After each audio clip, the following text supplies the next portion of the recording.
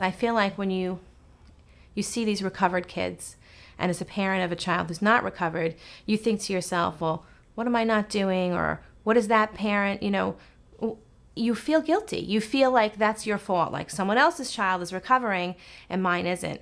But I have 3 kids, one recovered, one not, and one somewhere floating in the middle. And I know it's not, it's just that child's, genetic makeup or that their body, their physical, it's not like what a parent puts into it. And I feel like oftentimes parents whose kids don't recover have an incredible amount of guilt because they feel like, well, what is it that they haven't done that these parents who have a recovered child have done?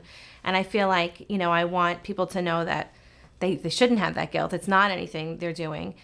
Having the kid who's recovered, I feel like sometimes parents who have a kid that is recovered feel like the opposite, like, well, that parent's not doing enough, and it's not, I really don't think it's what, a parent, what you put into it, of course, like matters, but it's not always the only thing that matters. Some kids are going to recover and some kids aren't. And I feel like that's the disorder. It's a spectrum disorder. It's a disorder. So our kids, like, they almost like clearly define it. They're growing up in the same house.